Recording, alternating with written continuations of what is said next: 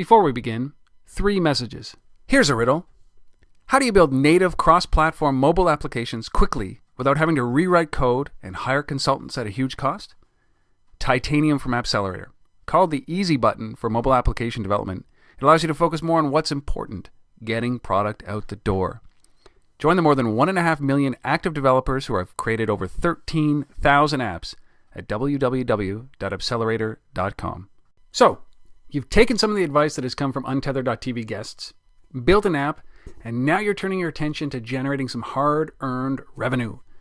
Then you should be looking at Pontiflex App Leads.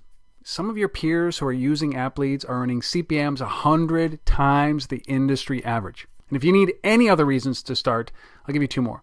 You can run sign-up ads from top brands, the ones that you recognize, and it won't take your precious users out of your app. Go to appleads.com, that's appleads.com, to sign up. When my company needed to develop a key mobile product, one that I was counting on as a new source of revenue, I knew exactly who to turn to. Macadamian. They delivered on time with incredible attention to detail, and I was able to get product into customers' hands faster than I ever thought possible. I've personally known them for 10 years, and they do make great products even better. Check them out at www.macadamian.com.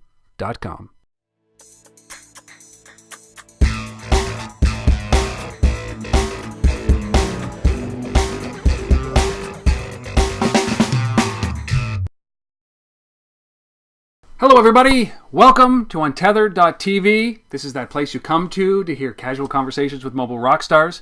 And I'm joined all the way from San Francisco, California by a mobile startup called Gigwalk. And actually I'm joined by Ariel Seidman, who is the co-founder and CEO of this company.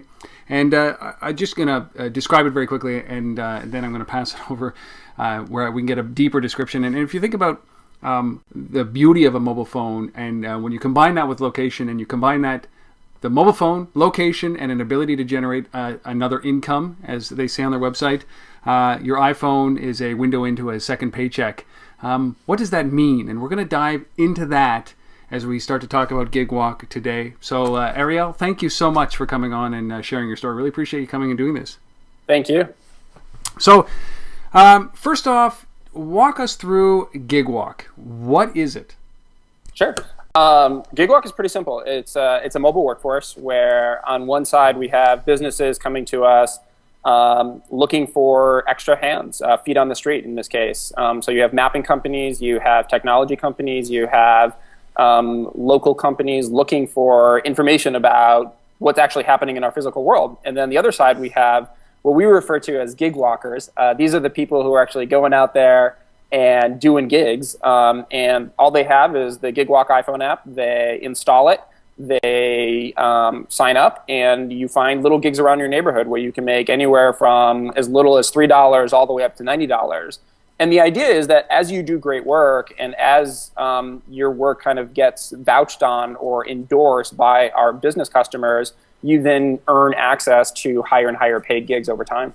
So it's kind of like doing your dues, and then you then you can command a higher whatever hourly wage. Yeah, that's right. Yeah, so you maybe start off with some simple gigs, $3-4, and then as you prove yourself, you get some people are making $30 a gig or $50 a gig for more complicated stuff, a little bit more involved. And so that's kind of how the model works. It's like we really want you to, and the really nice thing about this is like when people come in and let's say, okay, I need to make a little bit of extra money this month. I only work 30 hours a week. I need, an additional 5 or 6 or 8 hours.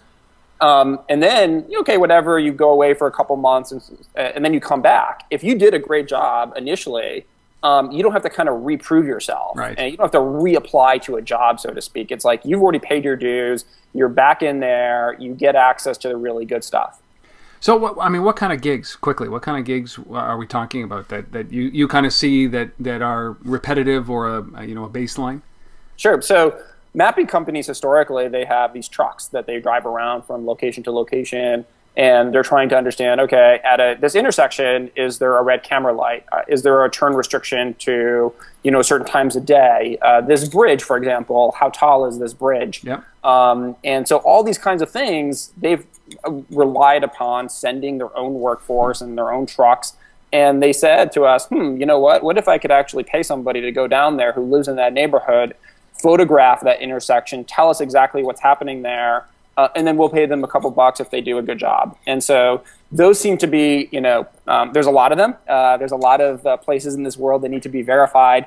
And those are changing as well. So you need to, go back, once a year, every 18 months. And so we think that there's a repetitive nature to those as well. Or it could be an online local site trying to get better. So menupages.com is one of our customers.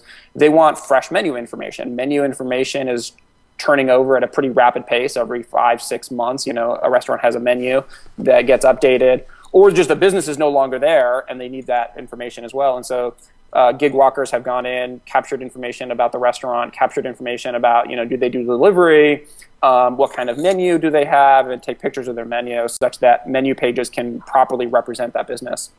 I mean, so these are things that are being done today, or not being done, maybe done once, but this really enables people to pay a small amount of money and get somebody who's around the corner or nearby to actually fulfill that. So information stays current, like you said, the equivalent to Yellow Pages or something to that extent. You can see it for surveying. What other types of businesses are using this? So advertising agencies are trying to use it, especially those that run billboard campaigns. They're trying to verify that all the billboards are properly set up, or they're trying to build databases of billboards. We're also seeing government is expressing a lot of interest, trying to understand road conditions, trying to understand mobile wireless broadband coverage, especially like in more rural areas. Amazing. Yeah, so we've seen, a lot of really clever, and then there's like the more, like you were referring to, like the consumer research. So, the retail, the big brands, the Gaps and Banana Republic want to understand, okay, I used to run this focus group with, people would come into my building and it was kind of, 10 people, and I would run all these different focus groups and I would pay $50,000. Wait, what if I actually had people out in my stores trying on my products, giving me that real-time feedback, taking pictures of themselves? It just feels a lot more natural than having like people come into your corporate headquarters and tell you what they think about this product or that product, which is fairly unnatural. It just strikes me that it's we've rolled right into the second question, which is why build it? I mean, what was it that you saw in the marketplace? First of all, when did you start? When did you come up with the idea for Gigwalk? You guys are all, as you said, you're ex-Yahoo guys. Yeah, so we're all ex-Yahoo guys. I was leading up the mobile search and group, and I started to see how bad the local data problem was, and how much money was being spent on mapping places, understanding what's actually happening at a local level, and the methods of actually keeping this information up to date, I felt was like stuck in, I don't know, 1985 or 1990. Sure. And I thought, wow, there's really an opportunity here to change that with an iPhone, basically, if you have somebody who's right by next door. And so that was the initial genesis of the idea. It's, as you go and you talk to a lot of different businesses, whether it be somebody in a retailer or, somebody in government or somebody in the advertising agencies, they all had, when I started to explain to them the concept, they're like, wow, I could use it for A, B, and C, and D. And then that kind of, got our light bulbs triggering, saying there's actually a lot of applications beyond kind of this initial geo-local opportunity. And so we need to be smart about how we approach all these different verticals, but clearly there's opportunities in each of them for us to tap into, and customers have been reaching out to us. And so our biggest problem right now as a startup is how do we grow while maintaining the quality of the workforce? Like, we really are have an immense amount of pride in the people who are taking part in Gigwalk, doing the work, and as long as they're doing incredible work, we think there's a lot of business there. And it's not just as simple as, you put an iPhone out, you put an iPhone app out there and like you get a bunch of workers. Like that's actually a fairly, should I say, naive approach to it. Yeah. There's a lot that goes behind the scenes to actually make sure that you have this really great workforce that are doing awesome work. And we're gonna come into that. But I mean, when you initially looked at this idea, did you, how far off, or are you spot on when it came to the uses that you're seeing? Well, I think the best analogy is like, everything's foggy when you're starting off, right? Sure. Yeah. And you got to make forward progress, and things will either get foggier, in which case you're like, okay, I got to go find another road to drive down that's less foggy, or things actually become much clearer as you approach them. And so I would say that there's been, in general, I would say things are becoming much clearer for us in terms of building out this workforce, in terms of the applications. And now it's about how do you actually build repeatability into the system. So it's not just doing, a bunch of different customers, one-offs. It's, okay, I've seen this type of work before. I can get this done, very, very comfortably. And that's what we've really seen. And we were in this private beta mode for a while. And that was really important for us. Like, we didn't, if you just came to the Gigwalk.com website, there wasn't much there. And that was on purpose. We wanted to stay kind of under the radar. We were working with a set group of customers, really making sure that we understood their problem set and that we were delivering against them and that they were paying us for that. And it worked both ways. They were getting value out of it. We were getting value out of it. And once we felt comfortable that we could come out of that private beta mode, kind of take the wraps off, and start talking more publicly about what we were actually doing, was once we solved many of those different problems. So, I mean, you guys were in, you said before we went live, you said you were in a 6-month or so beta program. Take us back to the formation of this idea, so that you left Yahoo and you start the idea. You said that you were approached by some investors, or you were, there was some offer for seed financing, and you turned it down. Tell us about that. Yeah, so when we initially left Yahoo, we left in June, actually June 29th or something like that, and almost a year ago. We took the weekend off, and then we got to work, I had some friends in the venture community and angels, and I approached them about what we were building, and they're like, "Wow, this is really cool. Okay, do you want a couple $100,000?" And we decided not to take that approach and go, and we basically bootstrapped it for the first 6 months of its life. And we felt 3 things. One is, we could build out the product. We knew how to do that. There's my co-founder, Matt Crampton, who built all the web as well as all the different back-end components to it. He's done an incredible job. And then David Watanabe, who does all the design as well as the development of the mobile app. And so we felt like with our 3 skill sets, I was doing all the sales, distribution, marketing, community management. Matt was doing all the back-end development, and Dave was doing all the mobile app development. We felt with those 3 skills, we could actually accomplish 3 goals. 1 was build the product.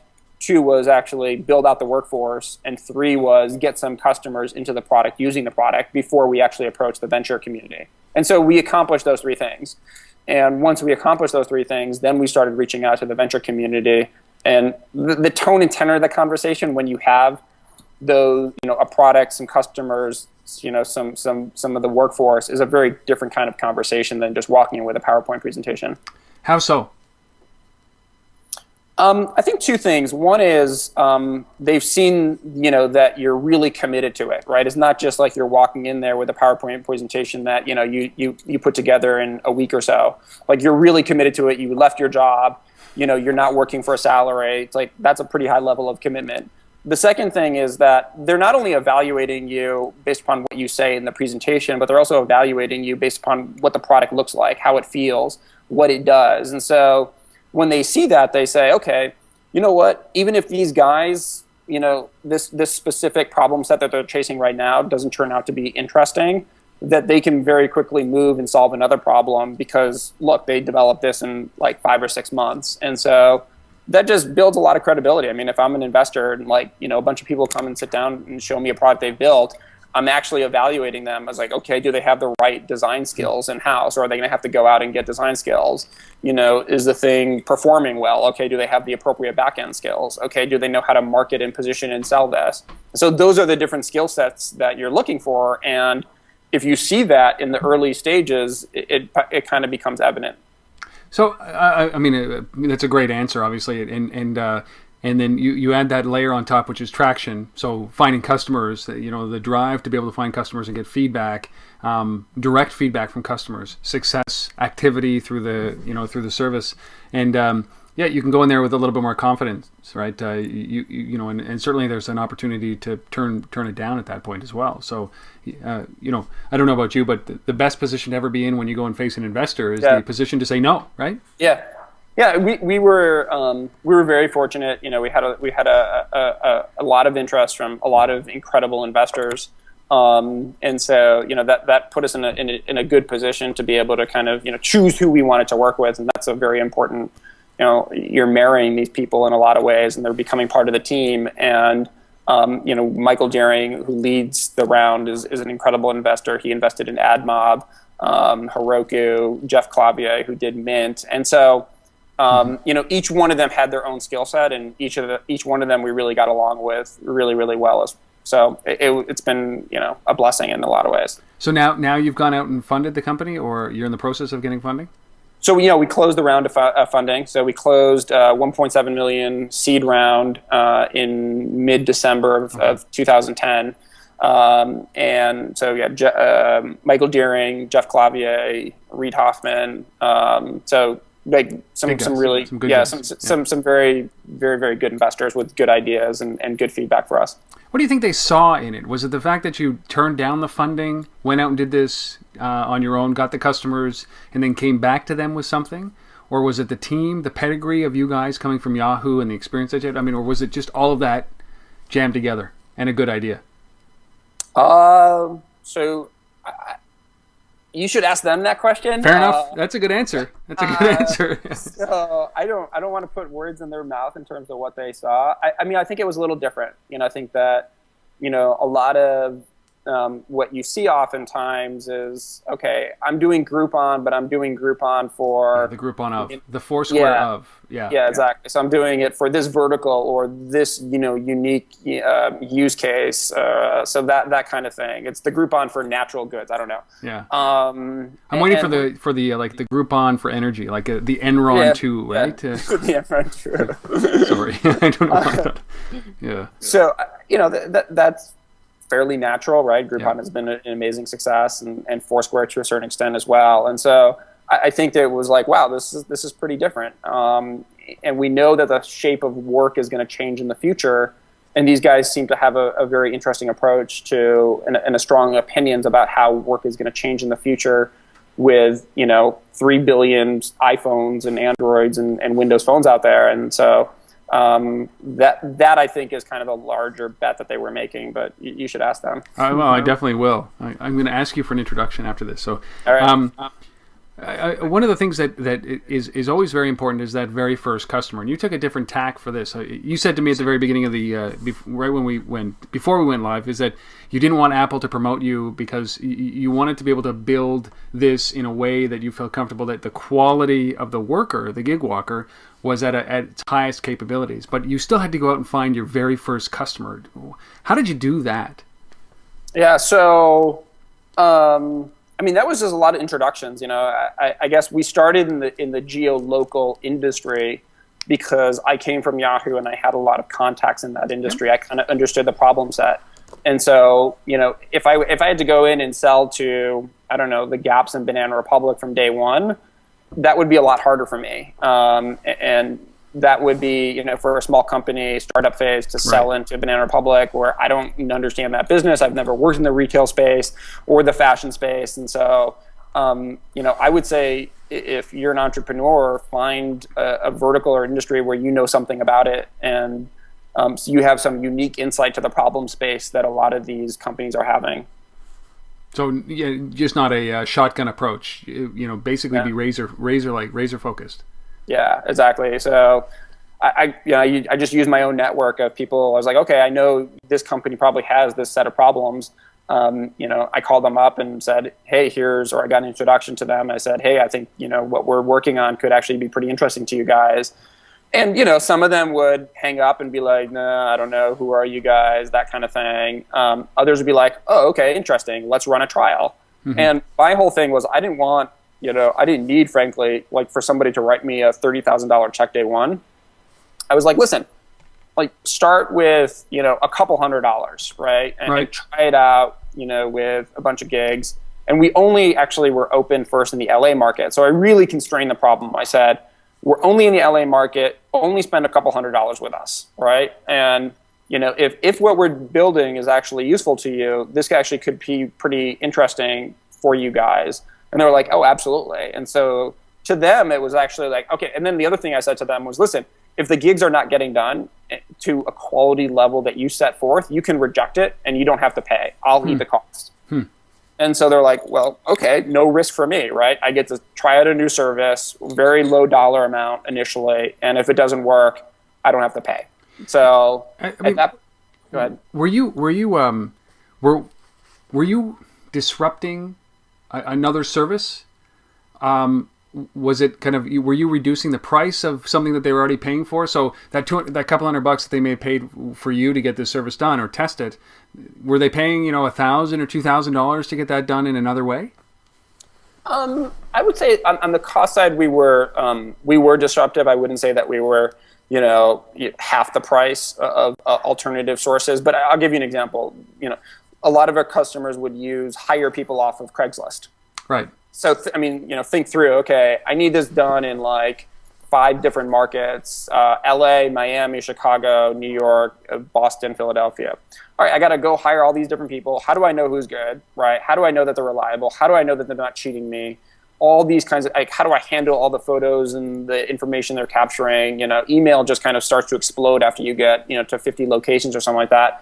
So it wasn't only that we were finding good qualified people with the right kind of devices, with the right kind of phones in the right place, and making sure that entire pipeline worked from beginning to end for them. And so in many ways, we were disrupting Craigslist. I don't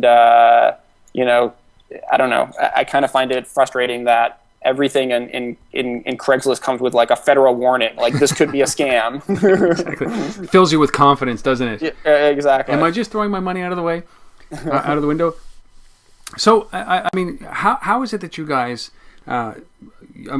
you launched after a 6-month beta program, and you kind of came out and I mean, how has that been? So it was a gradual ramp up. You got some kind of good customers behind you that were actually funneling work through. You got some great Gigwalkers, and then you launched. Came out of private beta into the public. And what's that been like? It's been incredible. I mean, we knew that the story was appealing, right? I mean, this whole idea of people now have use their iPhones and they spend a lot of money on them, and good for Apple that they're spending a lot of money on them, playing these games, buying music. It's great. I think it's phenomenal. But at the same time, so we came with a different approach, which was, we're actually going to allow you to make a little bit of money. So we're going to turn the table a little bit on you and allow you to make a little bit of money. So we knew that story was going to be appealing. There's no doubt about that. But I think the thing that we did was we made sure that we provided very concrete examples of gigs. And that helped people explain the concept more easily of, very specific types of gig, very specific types of clients that we were actually using. So I think that's true of any kind of platform marketplace. Be specific about the problems that you're solving with examples. Okay, and I mean, when you actually launched this, did you have a revenue model in place? How are you going to be able to generate revenue from this? So the way we generate revenues is we take a transaction fee. So when a client with the business actually posts a gig, we take a percentage of that, and so that's our. Does any of that go to Apple? Through no, this isn't kind of labeled or a subscription, and it's certainly not something that Apple's going to take their 30%. No, so basically, once you complete your first gig, then we prompt you for your PayPal email address, and you're paid via PayPal. Okay, so it's totally seamless. So you take, sorry for interrupting, I just wanted to clear that up because Apple's in the middle of all this right now. So you take a transaction fee. Is it a percentage of the value of it, or is it a fixed rate? Yeah, so it's a percentage of the value of the total gig, and so it's like a referral fee. Yes, basically. I mean, some customers are posting, tens of thousands of gigs, in which case it's, a slightly smaller percentage. If you're posting, a couple hundred gigs, it's a different percentage. And so we'll work with the customer to figure out what's appropriate. I mean, it's so like tens of thousands. Right? I mean, that's obviously a big undertaking, and I'm just trying to get a sense of that flowing it through Gigwalk is easier than doing it through any other mechanism. Is that how you would feel, or is that how you're pitching it? Yeah, absolutely. I mean, like, if you're trying to get, even let's say we actually are seeing more than just 10,000. So let's say there's a customer comes in 50,000 gigs. Imagine trying to get 50,000 people, in the appropriate location, manage all the photos. So in some cases, they could be taking anywhere from 5 to 15 different photos. Making sure that they were in the appropriate place at the right time, right? You don't want somebody showing up there at like 9 o'clock, it's dark out, and taking a photo, not very helpful. So all those things around managing it, like what percentage are done, what percentage aren't done, do I have to raise the prices on certain ones? We manage all the complexity of that so that our clients don't have to manage the complexity of it.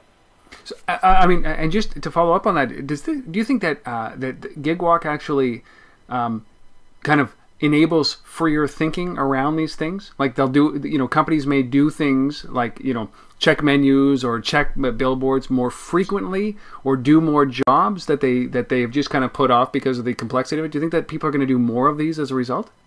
Yeah, it's funny because we're as you get into a business, there's different divisions, there's different groups, and then the word kind of gets out, and they're like, oh, okay, so I actually want to use Gigwalk to do something totally different. And maybe in the same genre, but like not a use case that initial person who brought us into the business actually had said, we want you to do X, Y, Z. So that's actually been a fun part of it, right? Is like, you get into that business, you start small, and then, they kind of, in meetings or conferences that they have internally, they're like, hey, we're using Gigwalk, here's what it does.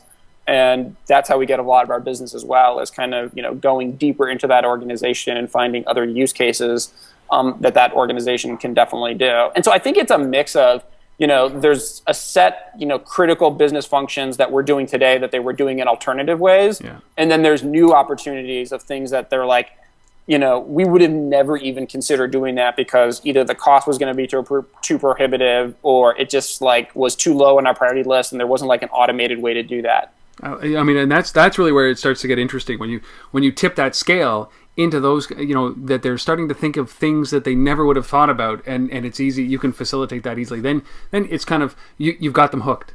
Yeah, I think that's exactly right. And we're seeing quite a bit of that, actually. I mean, that's the fun part of this job. And then on the other side, I would say, I'd be remiss if I didn't talk a little bit about the Gigwalker side. And like, a lot of the folks there are folks like, okay, I work in retail, so I work at the Apple store, and maybe I get like 30 hours a week. And what we're telling them is, listen, okay, I need maybe another 8 or 10 hours worth of additional income, the second paycheck type of idea. And what they say to us is, what I really like about it is, if I do great work, I don't have to come back and prove myself, 2 months down the line or 3 months down the line. I mean, imagine today when you apply to a job, you did great work like, 3 weeks ago or 4 weeks ago for a business. The fact that you were like incredible for them doesn't carry over to future businesses and future clients. And so what we say to them is like, come in, prove yourself. And then guess what? You're going to maintain that same level, and your reputation is going to be maintained through all these different business clients that you work for. And, I mean, so how do you go about selecting the Gigwalkers? Or is it self-selective because they're rated, they're reviewed? I mean, how do you make sure that it's at that high quality that you want as you're expanding, right? Yeah, so that's definitely the trick here is like, how do you keep that quality up? I think we do a couple things. One is we actually, before you can start doing paid gigs for clients, you have to do gigs for Gigwalk.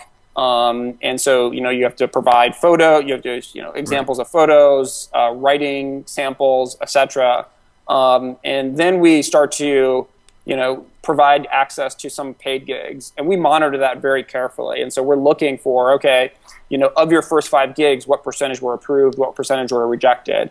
And so all these kinds of little details that we're looking at to make sure that the people who are actually doing great work continue to get more and more opportunities, and the people who frankly are not being very thoughtful about it, make sure that they don't get the full access to the broader opportunities. So it's and ultimately it can become self-patrolling, like peer patrol, right?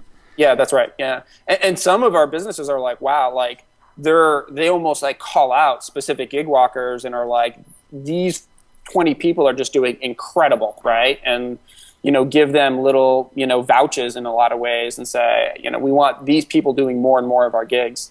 I love that. And I mean, so if you were to kind of summarize, how can companies use this tool? Is there like what's your pitch to go into a company and say, hey, listen, this is why you'd want to use this tool. I'm thinking about enterprises who are looking for ways to bring mobile technologies into their companies, but I mean they don't want to build an app, they don't want to spend a lot of money, but they have this might be a unique way. How would you pitch this to them?